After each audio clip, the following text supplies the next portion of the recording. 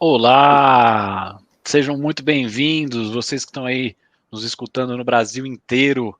Muito obrigado por estarem aqui conosco. Essa foi uma manhã gigante, agora também de tarde, muito conteúdo. Eu sou Cristiano Mineiro, gerente sênior de marketing da Nissan do Brasil, e hoje estou aqui com dois convidados especiais. Primeiro, Daniel Rinoli, diretor de Planejamento e Inovação da Repense Comunicação. Tudo bom, Dani?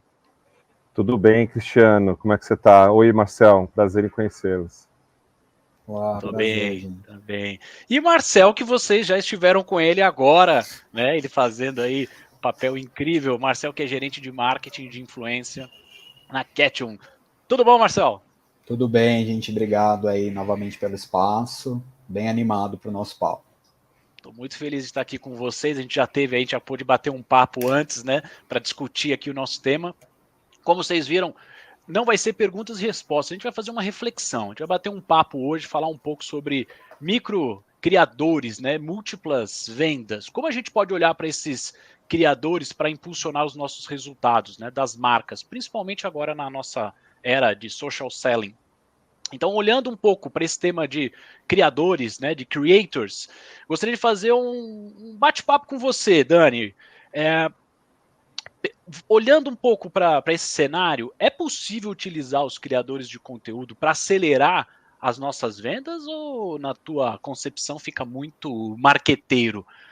A gente vai acabar repelindo, né? Ou ajuda ou atrapalha? Qual que é a tua visão? Eu acho que ajuda. Ajuda, definitivamente ajuda. Acho que o segredo é como você vai fazer, né? Como que... Eu fiquei escutando aqui alguns painéis, né, com alguns influenciadores, e a chave do sucesso é essa forma de deixar o influenciador com a liberdade dele dentro de alguns pontos que a marca precisa. Então, eu acho que cada vez mais o digital ele está conectando, ele está aproximando a conversão, né?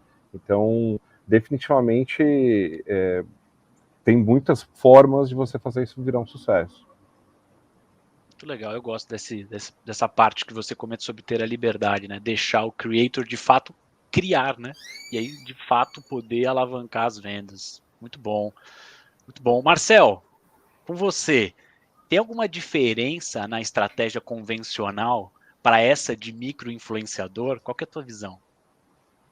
Eu não diria necessariamente que é uma diferença, né? Mas eu acho que o micro-influenciador, ele acaba trazendo um caráter ali de testemunha muito verdadeiro. Então, essa conexão, né, com o público final, ela tem um peso.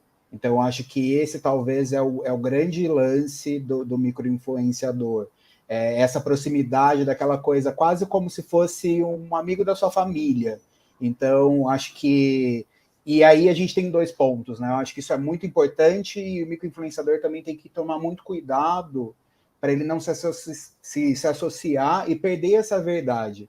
Eu acho que talvez a grande diferença esteja aí, e aí pegando um outro gancho da pergunta anterior, pede que a gente adapte, crie linhas muito personalizadas de comunicação, né, formas de se falar. Então, às vezes eu estou trabalhando com um microinfluenciador que ele é regional. Então, né, a gente está aqui num eixo tipo Rio-São Paulo, tem uma ideia, mas isso para ser aplicado por um microinfluenciador, você tem que entender, às vezes, de regionalismo, você tem que entender qual que é aquela relação. Então, para mim, a grande diferença está aí. Seria como se você tivesse a estrutura, né, da ação como um todo, e o microinfluenciador, ele exige que você crie pequenas cápsulas de como que isso vai refletir, assim, é pelo menos a forma como a gente procura trabalhar e que testando vê muita assertividade, sabe? Ah, adorei. Concordo totalmente. A nossa visão também é essa. A gente trabalha muito com micro-influenciador e deixando o tom natural, né, para você ter essa proximidade. A gente vai depois falar um pouquinho, bater um pouco aqui sobre cases que a gente já tem, né, de ambos vão trazer um pouco, mas eu gosto muito dessa proximidade e deixar, né, esse micro-influenciador produzir. Como a gente estava falando, né? O Dani até comentou, né? Deixar ele criar, ter essa liberdade com as suas aspas poéticas, né? Poética para ele poder produzir. Mas gosto, acho que esse é um bom ponto. Eu vou falar agora, Dani, para você, mas por favor, Marcel, se quiser complementar, fica super à vontade, tá? Como é que a gente pode, Dani, hoje, escolher um bom creator? Que a gente tem uma infinidade de opções, né? Então, como a gente pode ter aí uma boa escolha? Qual que é esse drive?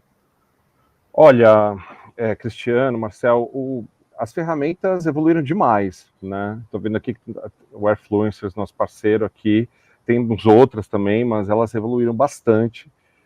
Mas eu acredito que a escolha de creator, enfim, o que eu falo na agência, ela é um trabalho meio de investigação, de convivência, né, eu gosto de usar muita analogia, né, às vezes assim, putz, é como você vai escolher o melhor executivo, a melhor executiva da sua empresa, né, uma profissional de liderança que você vai ter que trabalhar junto, então assim, não é um trabalho de uma tarde, muitas vezes a gente é pressionado, chega o briefing, a gente é pressionado para, me manda, é muito comum isso, me manda 10 nomes até amanhã de manhã, né, então existe essa cultura do casting, né, para influenciador, né, que a cultura de selecionar personas, ela irriga todos os setores, né, mas o trabalho de influência, ele é um trabalho que precisa ter uma certa convivência, né, eu falei tudo isso para terminar nisso, porque você precisa ajudar as pessoas é necessário ter conviver, por exemplo, no seu setor automobilístico, vai ser difícil eu selecionar os melhores micro-influenciadores ou influenciadores regionais se eu não passar alguns meses cultivando essa convivência, entendendo os grupos de relação, os grupos de influência, né? Óbvio que às vezes eu vou fazer uma campanha onde o fio condutor é a aventura, né? Falando de automobilístico, é aventura, preciso falar de aventura. Também preciso entender um pouquinho esse segmento de aventura, não é... A ferramenta ajuda muito, os algoritmos também ajudam muito, mas aí vai um trabalho de critérios, né? Então, assim, a gente usa muito a nossa tabelinha de tique ali, sabe? Que é o nosso algoritmo manual ali, que também é muito importante. Então, influência, eu acho que é vivência também, sabe? Não é uma solução assim de um dia para o outro.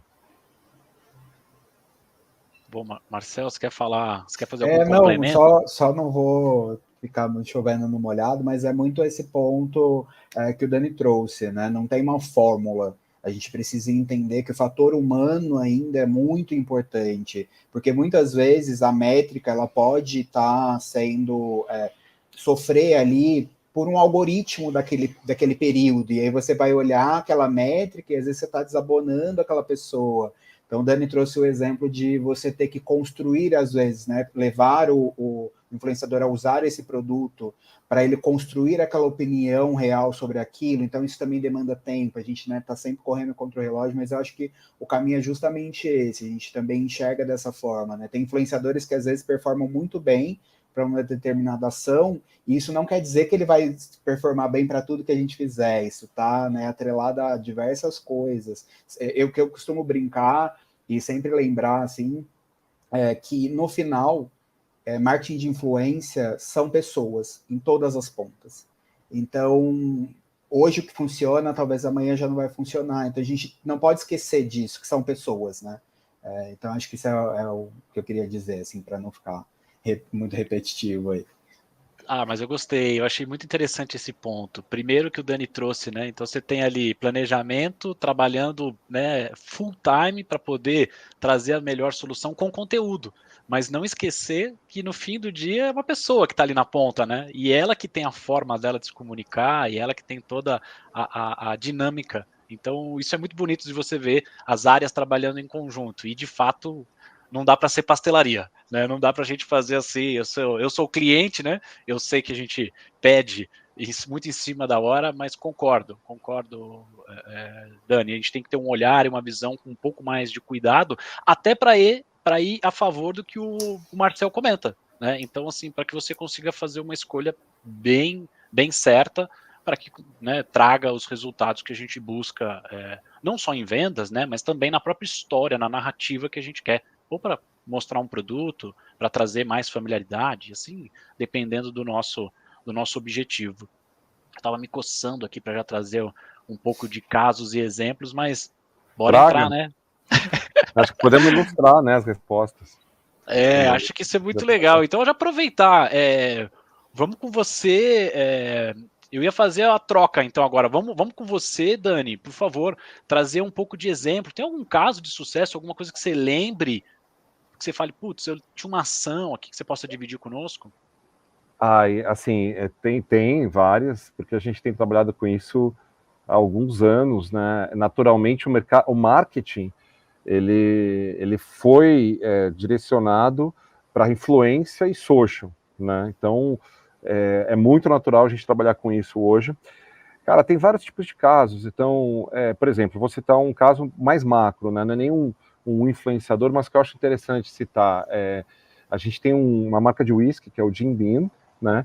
E o Luan Santana, que é uma celebridade, um cantor, mas também tem vários seguidores, ele demonstrou que ele consumiu o produto, ele usou num show, e aí é uma oportunidade, né? Eu queria citar esse caso para mostrar uma maneira de capturar a partir de monitoração. Um outro exemplo, né? Aí um exemplo micro. A gente também trabalha com o Mondial eletrodomésticos e a gente tinha um desafio enorme de ampliar o alcance da marca nas redes sociais, ganhar seguidores, basicamente isso. E aí a gente começou uma estratégia que ficou que a gente fez durante uma médio prazo, não foi um curto prazo, também não é um final de semana, que foi oferecer produtos para micro-influenciadores do setor que a gente queria e nas regiões que a gente queria, que pudessem oferecer como sorteio para a base deles. Então eles tinham benefício e contrapartida, elas tinham e eles tinham o benefício e contrapartida de ter aquele produto e ativar a audiência delas, e a Mondial, no caso, tinha a contrapartida de ganhar audiência no nicho, no target desejado. Então, assim, como o Marcel falou, depende do planejamento, depende do objetivo, do desafio que você tem, e aí tem algumas ferramentas que a gente pode usar, a questão da contrapartida, do sorteio, do conteúdo que você quer construir em conjunto, né? Então, acho que esses são alguns caminhos que a gente pode usar. Muito bom. Marcel, quer fazer algum complemento?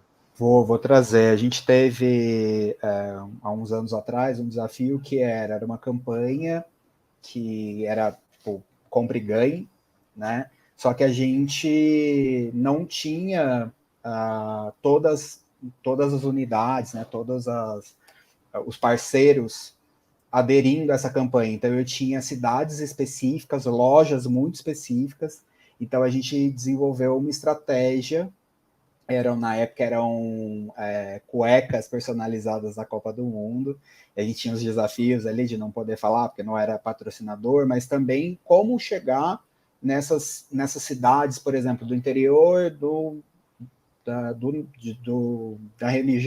uma região do norte. Então, o que a gente precisou fazer? A gente fez uma estratégia com mais de 30 influenciadores de norte a sul, então a gente tinha de todas as regiões, de cidades muito específicas. Então, por exemplo, eu tinha que ter um influenciador de Vitória da Conquista, porque dentro de Vitória da Conquista eu tinha uma loja especificamente, então eu tinha que fazer comunicações do tipo, a unidade tal, na rua tal, vai ter esse produto, né? Então foi desafiador encontrar essas pessoas, entender como elas trabalhavam, captar essa verdade que eu trouxe ali na outra questão.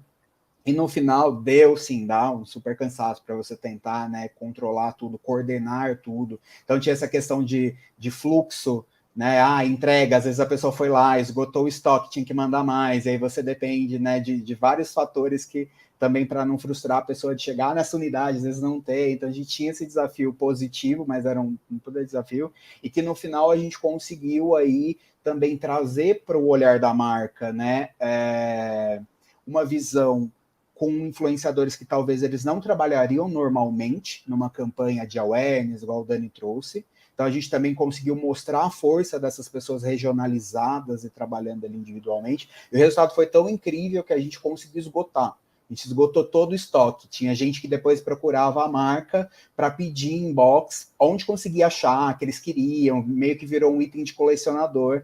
Isso foi muito legal. E graças aí a essa figura dessas 33 pessoas que a gente mapeou e foi trabalhando e construindo. Eu acho que isso foi muito legal para mostrar principalmente a força do micro-influenciador, né? Nesse momento de conversão, de consideração, de criar essa coisa do item de colecionador, né? Então, acho que isso, para mim, foi um dos projetos assim que eu mais tenho orgulho de dizer que eu participei e tudo mais. O legal é que a conexão fica muito forte, né? Do micro-influenciador com a audiência dele, fica muito forte. E eu não me atrasei, mas vou falar aqui para vocês 2 casos, né? Que vocês estavam comentando. Eu falei, agora lembrei. Eu lembro de um micro-influenciador que a gente utilizou em BH, que aí foi muito o que você estava falando, Dani. A pessoa já tinha o produto. Então era muito mais fácil, porque ela já tinha. Quando a gente foi buscar, utilizando ferramentas, e calhou ali, né? Deu ali o match na ferramenta, trazendo ela como uma advogada da marca, putz, para nós foi um sucesso. Porque era muito mais fácil, porque ela já usava o produto, então era mais natural até para ela produzir os conteúdos, porque ela já usava no dia a dia. Então foi o nosso micro-influenciador ali na região de BH, foi um sucesso. Hoje não está mais conosco, né? Uma pena, mas você vê a diferença, né, quando ela fazia um conteúdo para a nossa marca e hoje para outra marca. Então você consegue ver que a familiaridade dela com o produto era muito maior antigamente, né? E também o oposto, né? Quando você consegue, por meio das ferramentas, encontrar um influenciador, ele conhecer o teu produto e dar certo. Então a gente tem agora também uma micro-influenciadora no agro que está sendo incrível. A gente conseguiu encontrar a pessoa certa, né? Que tem uma conexão com o público dela local, muito micro, mas que tenho certeza aí que também vai ser um sucesso. Já está sendo um sucesso. Você vê pela ferramenta, o engajamento, a conexão que ela tem com as pessoas é algo incrível. Mas gosto muito do que vocês têm falado aí sobre proximidade. O do micro-influenciador tem essa conexão muito forte. Mas que bom que a gente falou um pouco de casos de sucesso, mas não vou falar de casos de insucesso, mas vamos falar um pouco aí de pontos de aprendizado. O que passou aí por vocês? Eu vou começar agora com o Marcel. Marcel, o que teve aí já na tua carreira, na tua trajetória, algo que você parou para refletir? Fala, preciso refletir. Depois, Dani, aí você complementa. Eu acho, antes de eu entrar nessa resposta, eu queria aproveitar esse momento para trazer até um olhar, né, do nosso lado para os micro-influenciadores, que é a dificuldade, às vezes, de ter um acesso, né? Às vezes existe um e-mail ali, mas esse e-mail, às vezes, ele não é acessado. Às vezes eu acho que, pensando no mercado, é importante que tenha esse hábito de olhar sempre, deixar um telefone de contato, deixar um acesso fácil. Eu acho que isso, muitas vezes, inviabiliza do nosso lado que a gente consiga trazer, né? E o mesmo pro pós-trabalho, eu tive, né, casos, e aí eu já vou entrar na sua resposta, que às vezes você faz um projeto incrível, você tem os dados baseados nas nossas plataformas, mas o analytics do influenciador ele não vem, mesmo tendo em contrato, a pessoa some. Eu já tive casos, infelizmente, de pessoas tentarem fraudar um dado. Então, assim, e aí você vai conversar com a pessoa, explicar que, assim, não é que você está contratando um micro-influenciador esperando milhões. Ele tem um papel ali dentro. Então, a gente gosta muito de ter essa conversa antes, durante e depois, né? Para explicar um pouco, porque às vezes a pessoa ela pode estar participando de uma ação com um grande influenciador e ela se sente como se a marca fosse equipará-los ali. Eu acho que cada um tem o seu papel, né? Eu acho que talvez um projeto recente que a gente teve, que foi um ponto de atenção, foi de tentar achar um parceiro que tivesse micro-influenciadores e confiar muito naquele projeto dentro daquele parceiro e não necessariamente conseguir criar o que a gente geralmente cria com esses papos de proximidade. E aí, o que aconteceu? A gente trabalhou com um grupo de micro-influenciadores, mas que tinham um intermediário ali, e no final ficou uma coisa que perde essa verdade que eu trouxe lá no nosso começo do papo.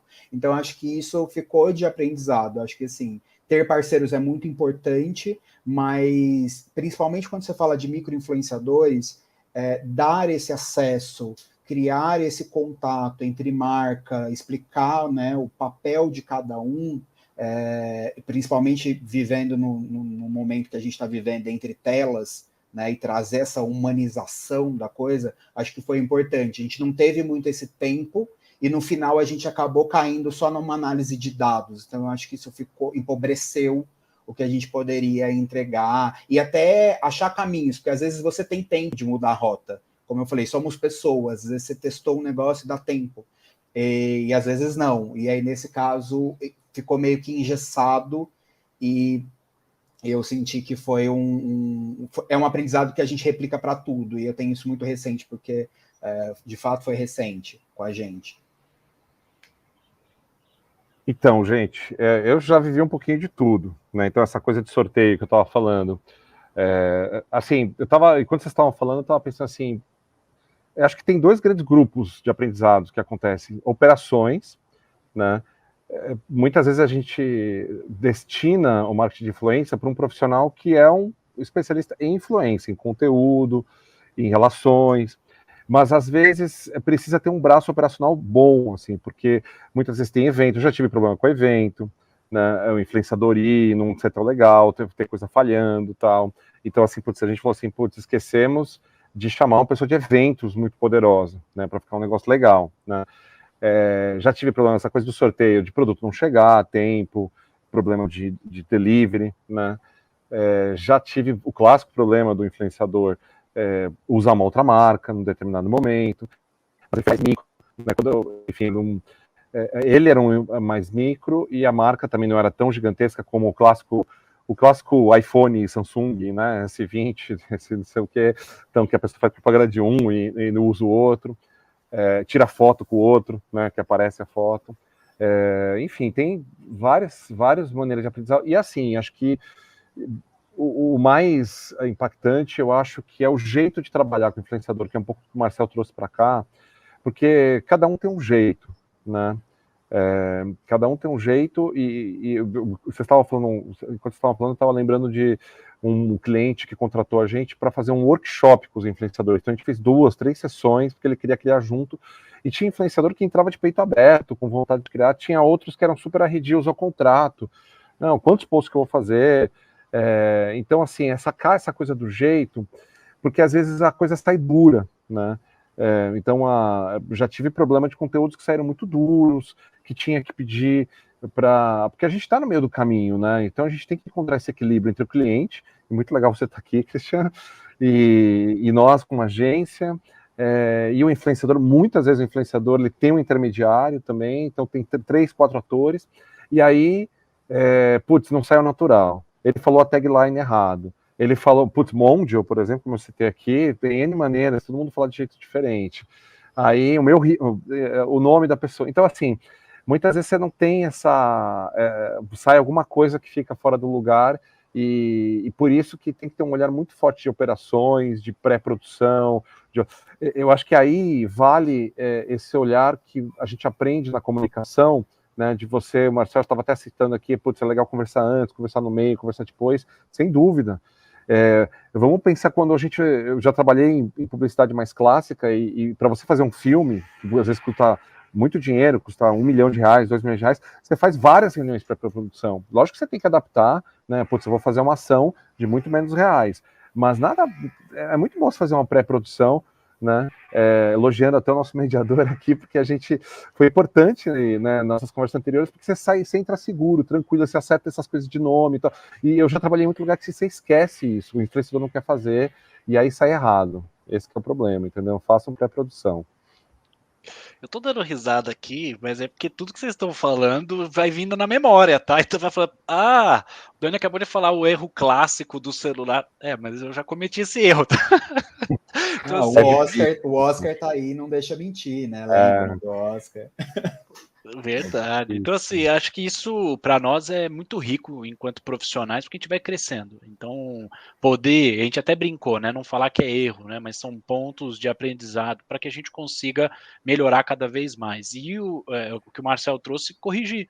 Então, identificou, corrigir. E eu acho que o mais lindo de tudo isso é que no fim do dia a gente está falando de pessoas, então é um outro ser que está ali do lado. Se você conseguir ter muita conexão e proximidade, o teu conteúdo começa a ser relevante também. Então, o creator ou quem está produzindo aí consegue ter uma proximidade muito forte, porque ele já tem a audiência dele. Então, se ele conseguir, né, passar a informação do teu produto ou serviço, vai ser aí um golaço.